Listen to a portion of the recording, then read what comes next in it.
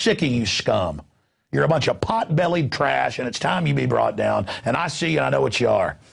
All right, let's get. I don't know what it is. I've just seen CPS and pedophile groups. I've covered them. I've watched them, and it's always like a Nelly potbelly. And I mean, it's just like, oh, there you are. You're a maggot demon. They're like, I have the government on my side. We'll get your guns. I mean, you know, that's who these people are. And you put up with them. They're a bunch of vampires. So we went over a lot of that. I have another report here. This is out of MSNBC. Mental health worker who reported child porn fired. We're not allowed to go public unless actual child abuse is observed. And now they've got this thing where the government's only recruiting pedophiles at many levels, so they're now allowed to have the child porn. Anybody that reports it is fired. So we've got that report. Let's go ahead and again, we have the audio of the youth rioting because their God, the the alleged child abuse helper. But again, there's a huge cover-up of this. Witnesses, it's clear it went on. And it fits the same MO. It doesn't matter. We have to play it with audio. I played it on the radio today. We're going to go ahead now and go to this clip from Jason Burmis. He directed it. I produced it. Invisible Empire. It's available on DVD, getting into the history of the elite, their mindset, their worldviews, knowing your enemy. We also have another deal where you can get 18 of my films on DVD for $99.95. No one offers 18 films for that. We're basically getting this out there after production costs and everything at cost. $99.95, because I know everything's falling apart right now. You can take care of all your holiday Christmas shopping right now. 18 films, give them to your friends and family. $99.95, a $259 discount off the $359 regular price. That's all available right now at Infowars.com or call 888-253-3139. Here's a segment from Jason Burmis's Invisible Empire that I hope you get and show at your church and get out to folks, that deals with the Franklin cover-up and more. This is key information that's been well documented, and it just shows exactly the type of evil demons that are running our society. And you ignore this at your own peril. Then we'll come back with a former Nacogdoches Sheriff's Deputy and Patriot Crusader winning a lot of cases against local Constitution criminals. Folks violate the Constitution. Eddie Craig, it's InfoWars Nightly News. Stay with us. Why are Christian conservatives such as the Bushes and Newt Gingrich attending the Grove? And I recognize I'm not going to be invited to Renaissance Weekend or that Bohemian deal where Newt, Rush, and Dick all sit in a teepee naked beating on tom-toms. Why does the media barely mention the Grove? Because many of them are in attendance. Late political cartoonist Phil Frank of the San Francisco Chronicle draws a reporter thinking about his loyalties to Bohemian Grove as he takes notes for a story. Stories about what happens in these redwoods are hard to come by. A campground statue reminds Bohemians to keep their mouths shut about the Grove. Many world events have been shaped at the Grove, including the creation of the atomic bomb. Discussions at the Grove in the 1930s helped lead to the development of nuclear power and the atomic bomb. Every Republican president since Calvin Coolidge has been a member, as well as many Democrats, including Jimmy Carter. If you look at the membership lists of the Bohemian Grove and the Council on Foreign Relations, the Bilderberg Group, a lot of the key level people are overlapping and are involved in numerous groups. In addition to pagan rituals that take place there, this all-male club also deals with darker themes through the plays Montezuma, which feature Aztec human sacrifice, and Faust, which feature Mephisto. Some of these plays are disturbingly flamboyant. Many of the elitists have a penchant for cross-dressing and singing show tunes. Perhaps that is why much of the all-male staff also happen to be homosexuals. Well, each year, many of them seem to have a stunt or try to come up with a stunt. Last year, in 1980, the popular button was Free the Fortune 500. Bohemian Grove that I attend one time at a time. It is the most faggot goddamn thing you will ever imagine. In 2004, the New York Post reported that gay porn star Chad Savage would be servicing moguls at the Bohemian Grove. In recent years, several politicians have been outed in scandals, including Senator Larry Craig, who tried to solicit sex from an undercover officer in 2007. Even more shocking, it was revealed in 2004 that right-wing blogger James Guckert, who had unprecedented access to the White House during the Iraq War, was actually Jeff Gannon, a madam and male prostitute for MilitaryStuds.com. During his 2 years writing for GOP USA and Talon News, Gannon officially made over 200 appearances at the White House. Oddly enough, over 24 of these visits would take place when there were no scheduled briefings. He failed to check in or out with the Secret Service on many other occasions, coming and going as he pleased. These type of activities are not new to the White House. In 1989, headlines involving callboys in the White House rocked the cover of the Washington Times. The Washington Times reported today that unidentified White House aides in the Carter, Reagan, and Bush administrations now are being investigated for using the services of a callboy ring. The paper reports that 2 of the male prostitutes were given a late-night tour of the White House last year. Hundreds of credit card receipts obtained by the Washington Times confirm that its clients were key officials of the Reagan and Bush administrations, military officers, congressional aides, and U.S. and foreign businessmen with close social ties to Washington's political elite. This ring extended beyond the White House and into Congressman Barney Frank's bedroom. Barney Frank, one of 2 openly homosexual members of Congress, acknowledged having used a male prostitute, whom he then hired as a personal employee. The man had keys to Frank's basement apartment on Capitol Hill. Frank paid him approximately $20,000 out of his own pocket to be his housekeeper and driver. But as first reported in today's Washington Times, the man was on probation for sex crimes and a drug conviction, and he ran a prostitution business out of Frank's home. Although Frank tried to claim ignorance, Stephen Goby, the prostitute in question, claimed that Frank was completely aware of what was going on and was even receiving free and discounted sexual services. The fix seemed to be in.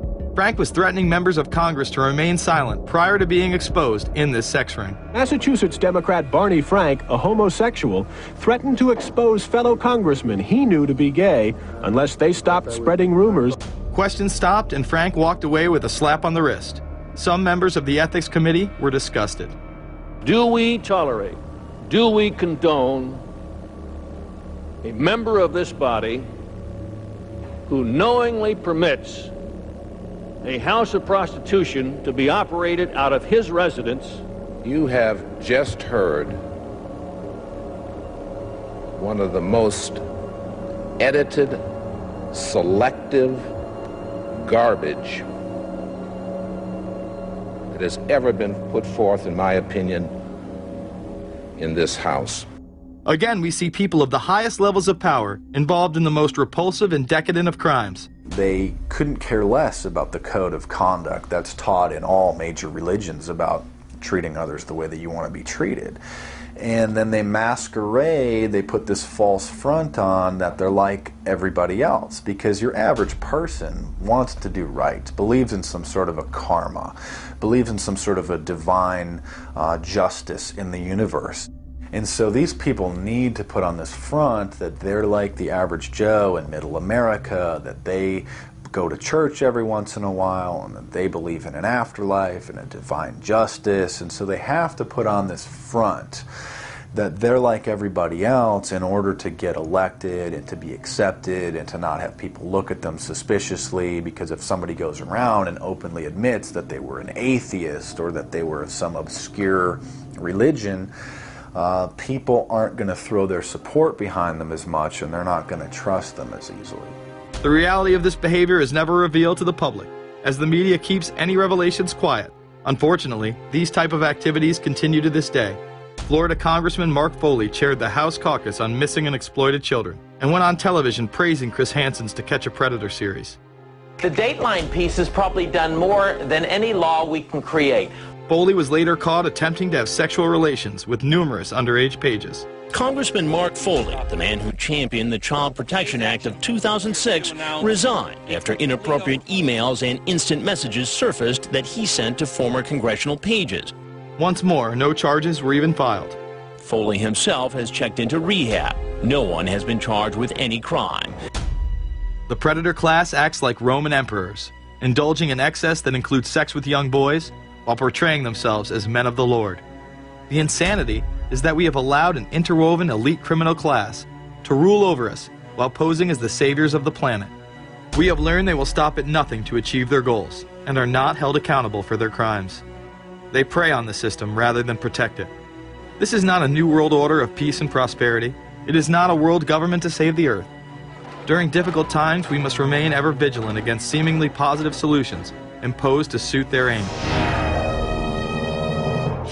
If you believe in this information and want to support its viral spread. Go to the Infowars store at Infowars.com. We've got the new G.I. Joe Infowars t-shirts. We've got the incredible Pro Pure gravity-fed filters available at Infowars.com in the store.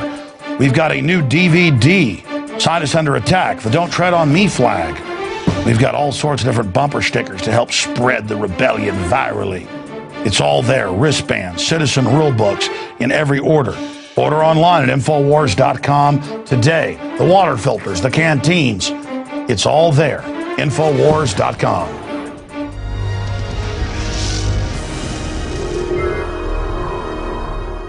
And we are back. It's Infowars Nightly News on this November 10th, Thursday edition. I wanted to have fellow Austinite and patriot Eddie Craig in studio because in the last few years I've listened to his local radio show that can also be heard on the internet and learned a lot from it. I've studied the law quite a bit and learned about common law, Bill of Rights, Constitution. I've studied the court cases that traveling, locomotion is not a privilege, it's a right. I've learned about the Fourth Amendment, you name it. But when I listen to Eddie Craig, he can teach us so much more, but especially about state laws and traffic violations and what this whole police state's doing. And Eddie woke up similarly the way I did. When I was in high school, I saw police dealing drugs in Dallas and exposed it and was threatened. Eddie, as a Nacogdoches sheriff's deputy, saw a lot of corruption, things missing from the drug locker, and spoke out against it, and also revenue generation, and they came after him. So he'll be a guest from time to time here because he does live in Austin. But I thought in this short interview tonight on Infowars Nightly News, we'd get him to just basically give you a snapshot of who he is and his awakening, and then really break down what's happened in our society, this road to tyranny. What is tyranny? So, Eddie, thanks for being here with us tonight. First off, spend a few minutes telling your story from the inside a sheriff's department and watching the local police department, and then expand out into how you would, in layman's terms, describe the process of going from a free society into an oppressive, tyrannical society. Because earlier, when we were standing around the water cooler after the radio, you had a good parable to basically describe that to people. All right. I'm originally an active duty Air Force member. I spent 14 years active duty in the Air Force. That's when I got my first real exposure to the way government actually operates from the inside. When I got out of that, I actually became a Nacogdoches Sheriff's Deputy. I worked inside the county jail. I worked with other individuals. I've worked with the local police officers there, and the people that I worked with, for the most part, were honest, hard-working people. They didn't really understand everything that was going on. They didn't even understand the laws associated with their job. And I'm one of these type of people that I don't settle for being second best at something. I may be second best, but it won't be because I settle for it. So I spent a lot of my time reading and studying the actual statutes that we were expected to enforce.